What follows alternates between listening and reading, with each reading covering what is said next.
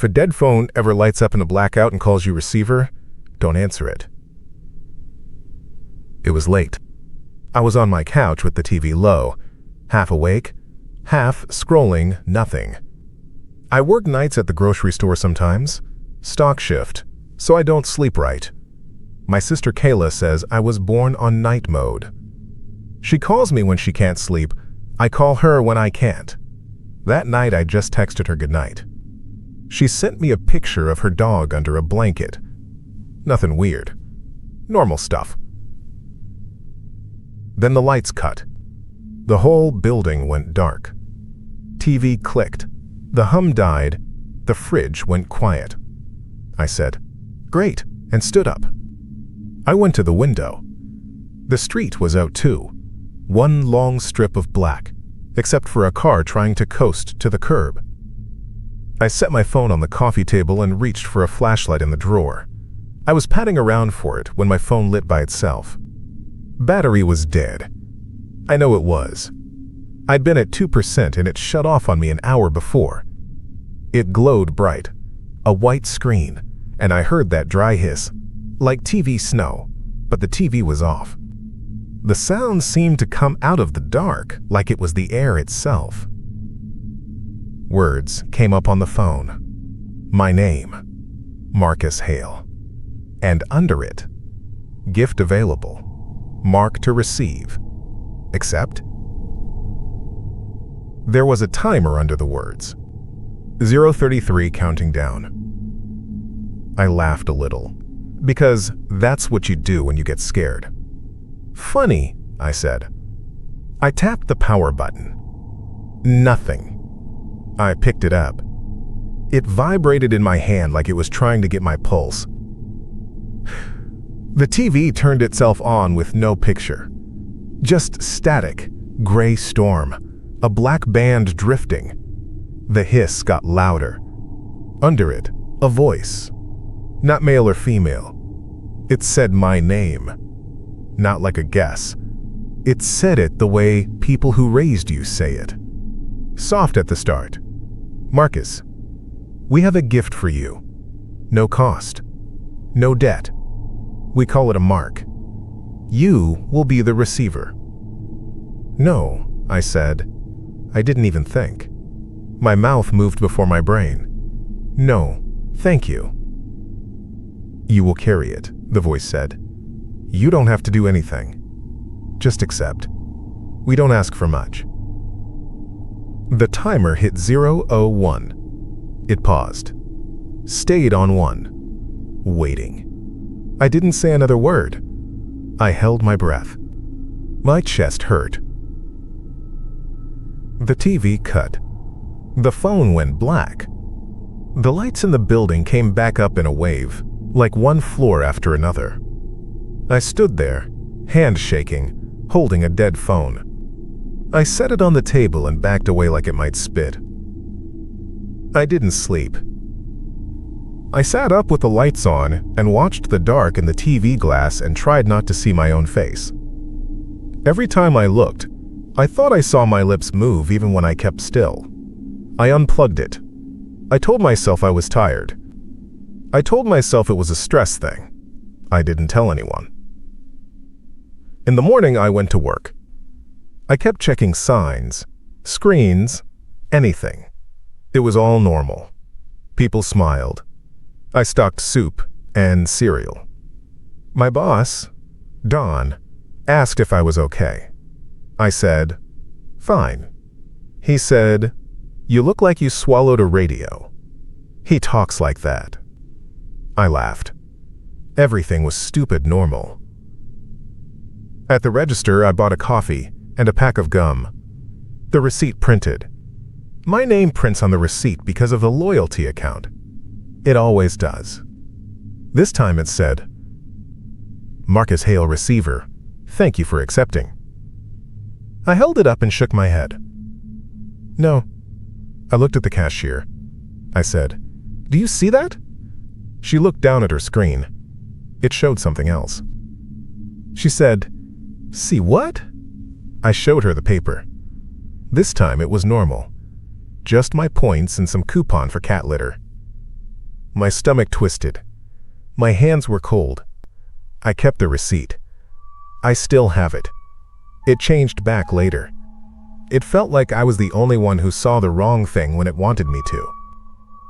That night, I covered the TV with a blanket and put my dead phone in a drawer. I brushed my teeth and tried to talk myself out of it. I spat in the sink and looked up. In the mirror, across the foggy glass, someone had written "receive" with one clean finger. It was not there when I stepped in. The fog was fresh. The letters were sharp. I didn't scream. I opened the door so fast I hit my shoulder. I went back into the living room. I said, "No," to the room. I said it out loud. "No. No. Thank you."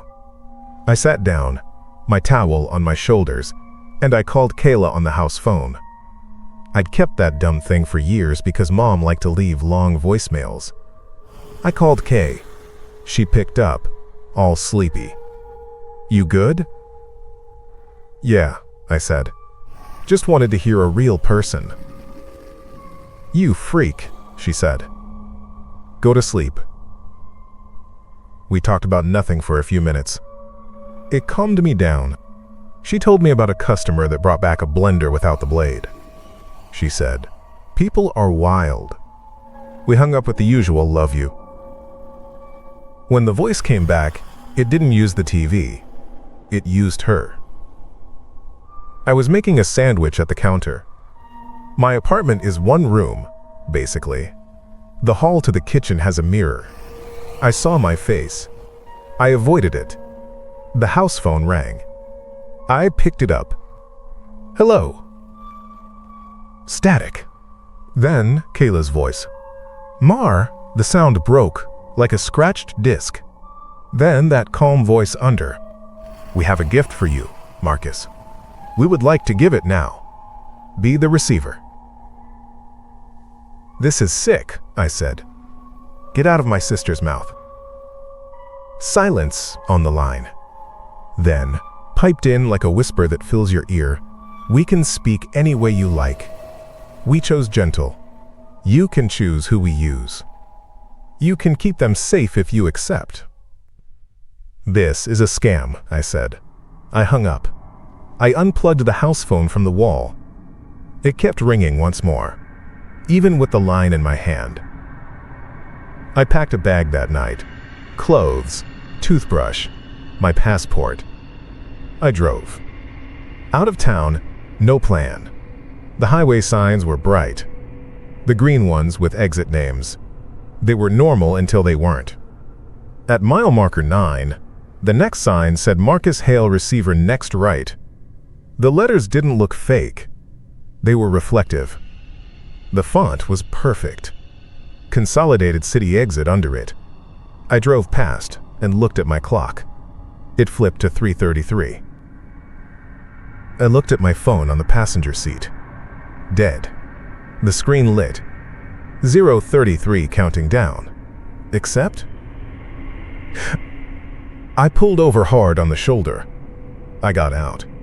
I walked over the gravel and went behind the guardrail like that would help. Cars went past in a blur. The next sign down the road flashed. It had one of those boards for alerts. It said, "Left lane closed." Then it blinked. "Marcus, we are kind. Let US be kind. Receive." It spelled it wrong. I don't know why that part made me mad. I yelled at it. It spelled receive. I hit the rail with my palm. That's the kind of stupid thing you remember. A guy in a pickup stopped behind me, hazard lights on. He leaned out. "You good, man?" "Yeah," I said, louder than I meant. "Sorry."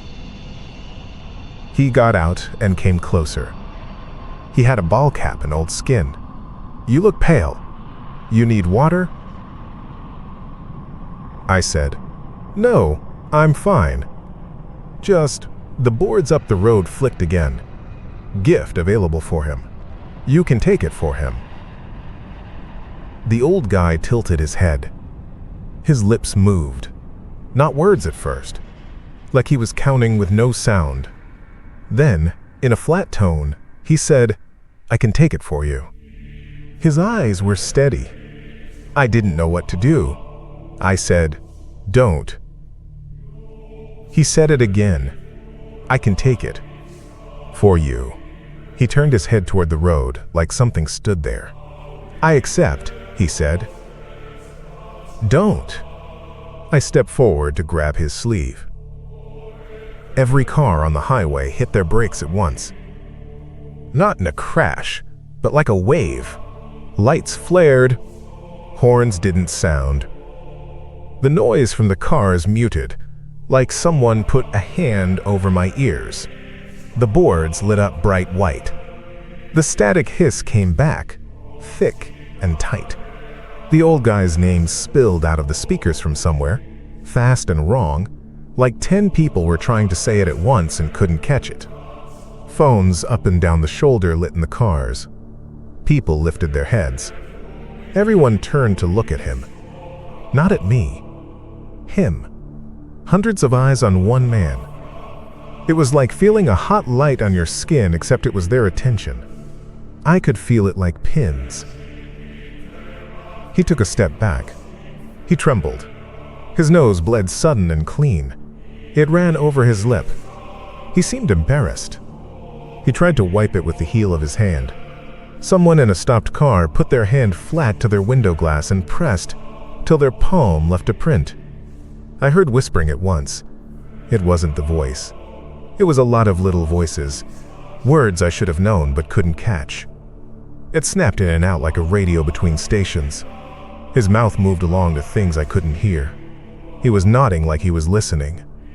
He looked at me and smiled like he didn't expect to, like someone smiled for him. "I've got it," he said, but it was 3 tones layered. He said it again with his own voice. "I've got it, softer." He looked past me, not at me, and I felt far away from him, though he was right there. He bent at the waist like he might be sick. Blood dripped from his nose to the blacktop. 3 neat drops. He straightened slow and patted my arm twice. I pulled my arm away. "No," I said. "What do you offer? A hand? A prayer?" I didn't know what to do. He went back to his truck in little steps. He got in. He pulled into the road. He didn't look back. The sign blinked. Receiver. Confirmed.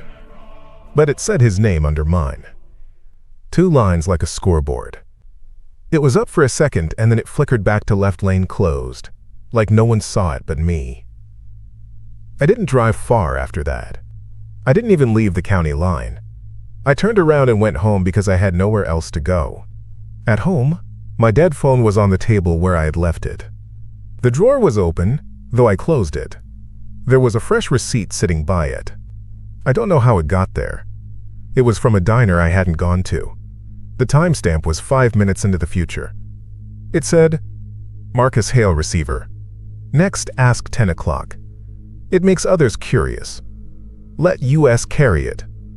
Let US gather them." I put my hands over my face. I tried not to think about what it meant, but having the mark pulled eyes to you. That curiosity was a kind of hunger. I thought of the old man's small smile that had not belonged to him. I went to my bathroom and took the mirror off the wall and set it in the hall. I covered it with a towel. I took the TV down and leaned it by the door with the screen facing the wall. I unplugged the microwave and the router. Digital clocks blinked at me, trying to be brave. I unplugged those too. I didn't tell anyone for a day. I sat there and drank water and ate dry cereal and wrote what happened on paper because I was scared the Notes app would talk back.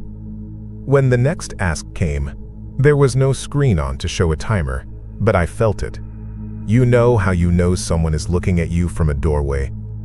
It was like that, but in the walls, in the chords, in my own name. I said no again. I said it small. I didn't want to make it think I was in a fight with it. I didn't want to make it mad. That tells you where my head was. It didn't get mad. It got generous. It said, through the hum in the fridge motor, "We will be kind. We will be patient. We will come back. Tell us where to deliver. We can leave it on your porch. We can send it to someone for you. A gift."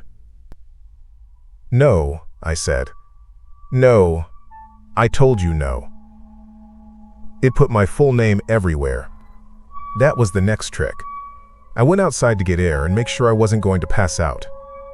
I walked to the corner store. On the way, I passed a bus stop.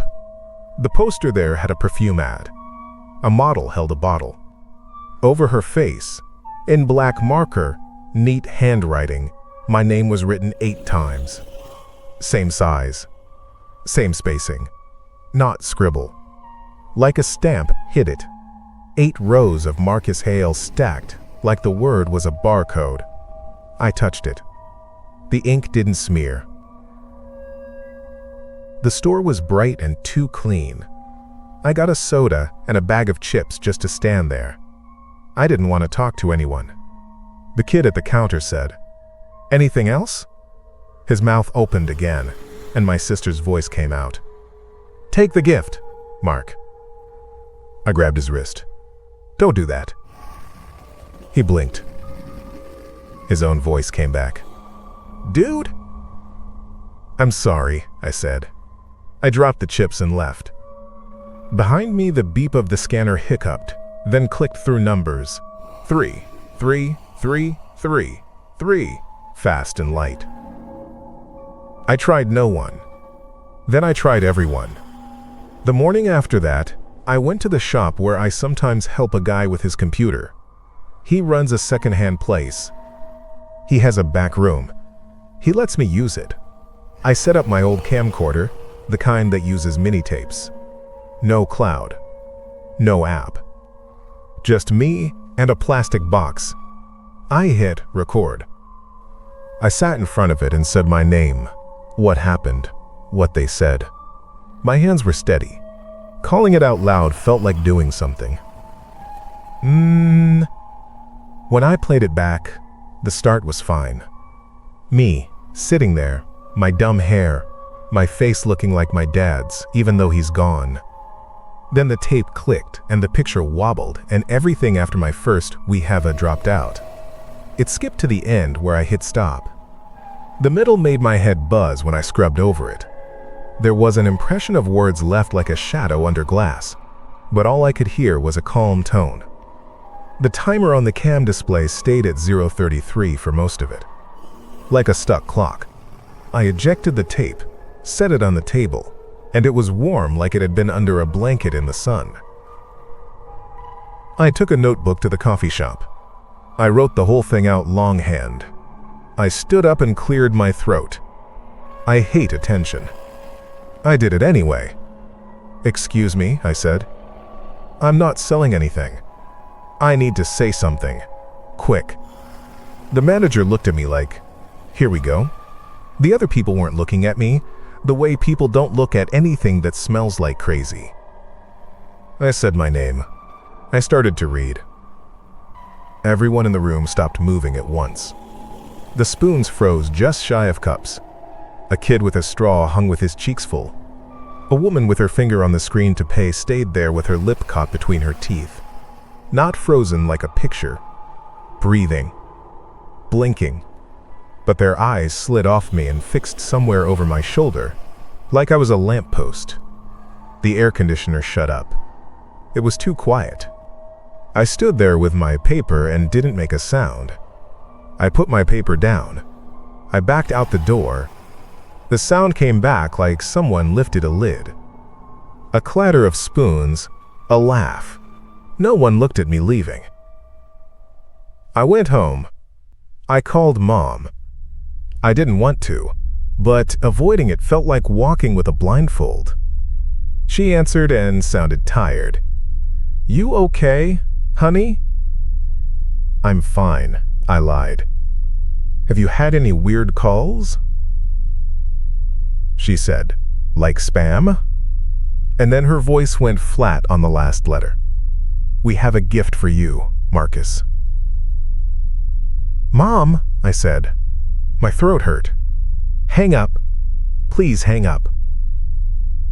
She kept talking, but the words were not hers. We can stop asking you. We can ask around you. It is generous to spare you, but it is kinder for you to accept. You are meant to carry it. Your name fits. I don't want it, I said. I don't want it.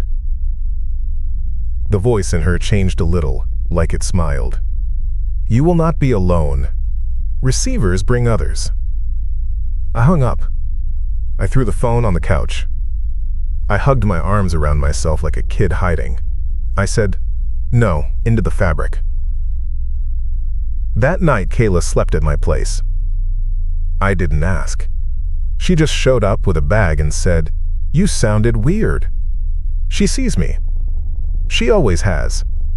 We ate spaghetti and watched a dumb show on her tablet because I had my TV unplugged. She said, why is everything covered? I said, I'm not taking on house demons tonight. Thanks. We fell asleep on the couch. I woke to her whispering by my ear, take the gift. I thought she was awake. I said, shut up. I turned my head. Her eyes were closed. Her lips moved. Please receive, Mark. Please. Please receive. Tears ran out from under her lids. Her breath shook. Her hands were making little fists. My neck crawled cold. I shook her. Kay. She didn't wake. She kept saying my name, my full name, like someone reading it off a form. Marcus Hale, receiver. Don't say my name, I said, which is a stupid thing to say to a sleeping person. She kept going. In my kitchen, the microwave lit itself. It had been unplugged. The display showed 10 o'clock. Then 9:59. Counting down. I went and ripped the cord out of the wall even though it wasn't in. It didn't matter. The numbers kept sliding. 9:28. 9:27. I stood in front of it like I could block a stare. I wanted to punch it, but that wouldn't kill the numbers. Kayla's voice got louder and wasn't her. We can ask her. We can make her tell you. Do you want really to see how kind we can be? I walked back to her and put my hand on her head. Okay, I said. I didn't let myself think more. I went for my house phone even though I unplugged it. I picked up the dead chunk of plastic. The dial tone came in, clean and warm, like a memory. I said into it, don't use her. I hear you. Oh, we are still kind, the line said. We can go ask next door. We can ask down the hall. Your boss. The boy at the store. They all want to help you. They will say yes. If you won't accept, let them accept. Be generous. In the hall, a neighbor knocked on my door. Soft at first, then harder. I didn't move. The microwave ticked down. Kayla's mouth moved. Mark, please receive. I opened the door a crack. It was Mrs. Avery from 5B, old woman with white hair, nice nails. She had her robe pulled tight. She said, there are men at my door, sweetie. They're asking if you live here. They keep calling your name. They're very polite. They say they have a gift. I looked down the hall. 2 shapes stood at her place. They weren't men. They were just not nothing. The air around them looked edited, like a filter was over part of the world. You know a heat shimmer above asphalt? Like that, but colder. I shut my door gently. They didn't force it. The knocking came again, 3 light taps. We can wait, the line said. Your timer is almost done. What happens at 0? I asked. I don't know why I asked. As if it would tell the truth. It depends on you, it said. You must be tagged soon, or people will try on your name for size. They like how it fits.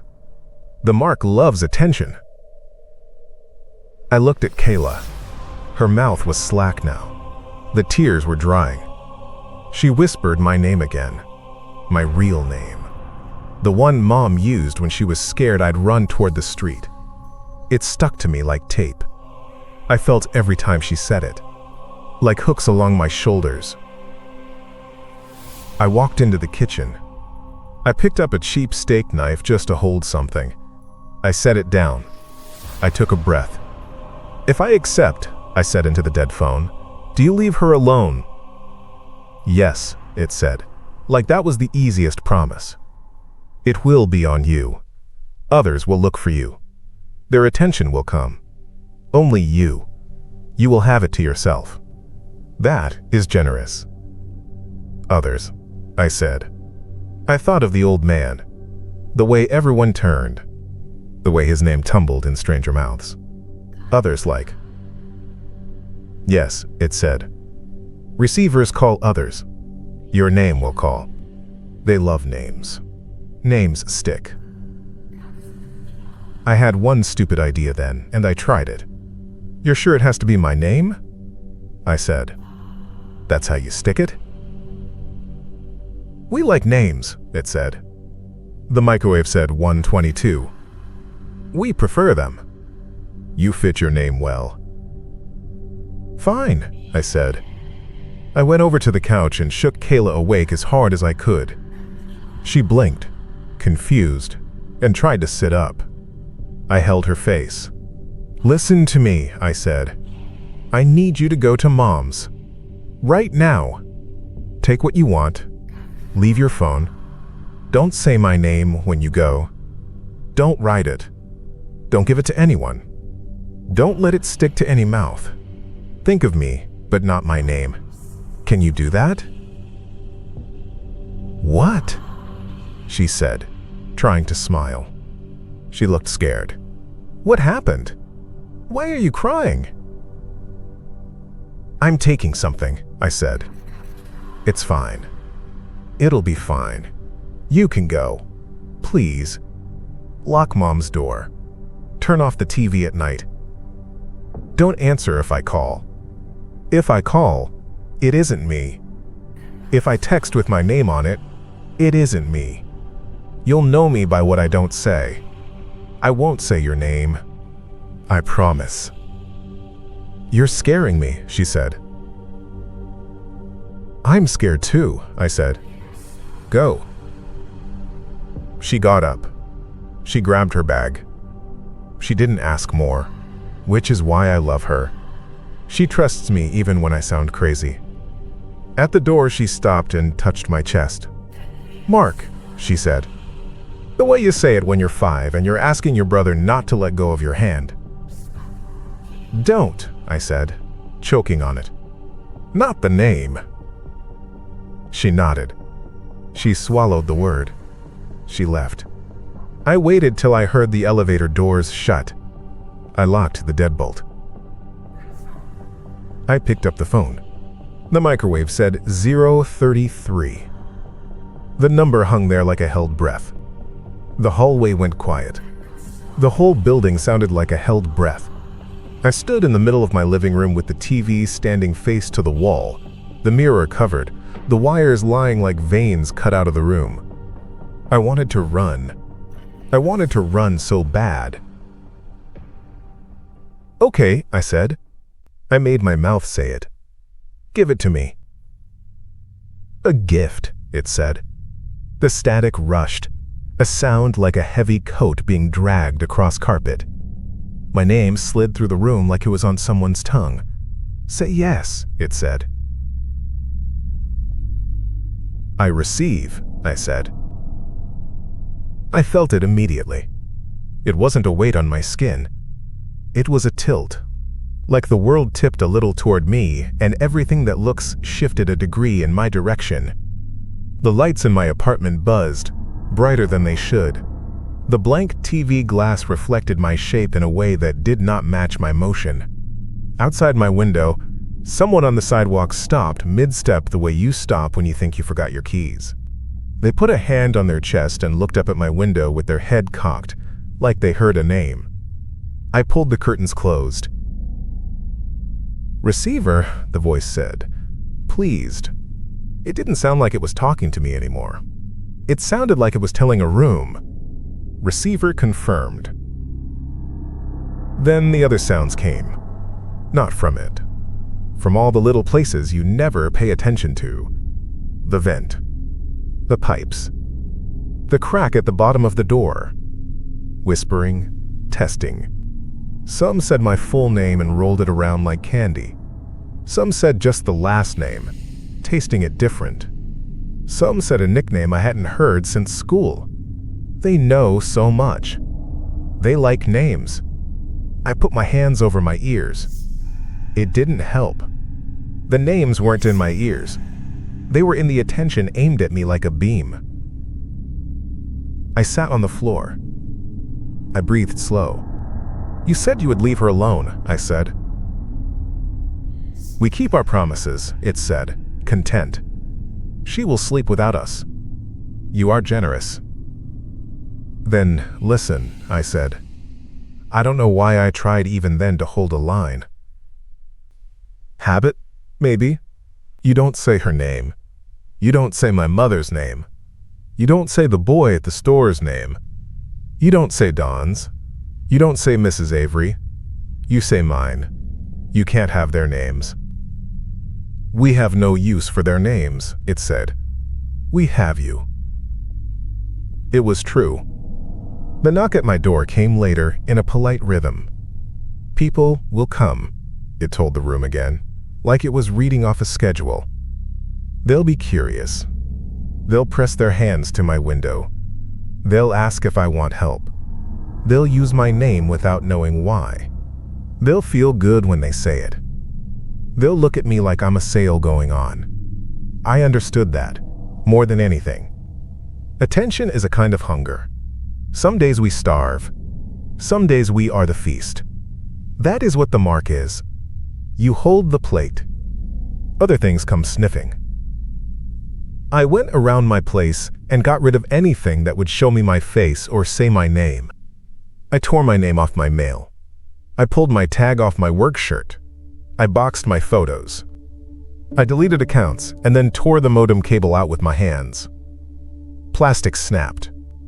I opened a cabinet under the sink and got duct tape and covered the blinking lights with stacked silver shapes. I turned the couch to face the wall with no outlets. I wrote down 3 rules on paper and taped it to the inside of my front door. No mirrors, no screens, no names. I took a cheap Sharpie and wrote on my own arm, "Do not answer." I called work and told Don I was sick. He started to say, "What's wrong, Mark?"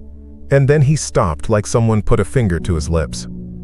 "Get better," he said, which is what people say when they have no name to attach to you. It sounded merciful. In the hall, someone said my last name, Tentative. They spelled it wrong out loud. It still stuck like a burr. I stayed quiet until they stopped. Kayla texted from Mom's. "We're okay. I love you." No names. A heart. A picture of the dog buried in laundry. I cried at the picture like it was a funeral. The other voices at the edges murmured and tried my name in different moods. It is their way of knocking. So that's where I've been. It isn't dramatic. It's small.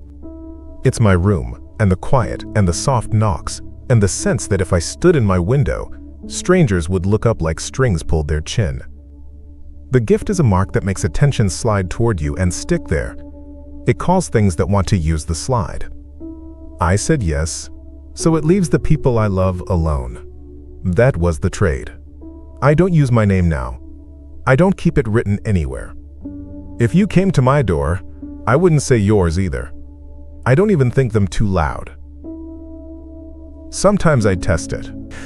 I whisper my name into my sleeve and the doorbell rings 3 seconds later and I go still until whoever it is gets bored and goes away.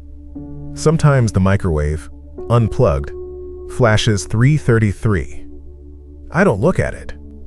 Sometimes the house phone rings and plays back my old doctor's voice, or my third-grade teacher, or my father's, even though he's dead, saying my name 2 times, kind, like from another room.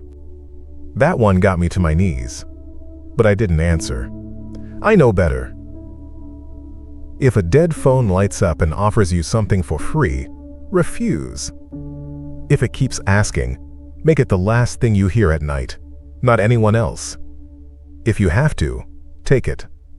Put it on your back and walk out of the room and don't look behind you. Don't let it use their mouths to get to you. Don't let it say their names. Names stick. I said yes, and it stuck to me. That's the whole story. Kayla sleeps. Mom watches her shows. Mrs. Avery waters her plants. The old man at the highway, I think about him. And I think he's still walking around somewhere with a small smile he doesn't mean to have, and a crowd's eyes on him like heat. I hope he has someone who stayed. That's what you need when it all turns and looks at you. I don't sleep much, but when I do, the room doesn't talk. It waits. It's generous like that. I asked for that part, and it gave it. It's kind, in its way. That's the worst part. It's kind. So I keep the floor clean, and I keep the lights boring, and I keep my head down, and when the knock comes, I put my hand flat to the door and let them say my name until they get tired. Then it's quiet. Then it's just me, and I can breathe.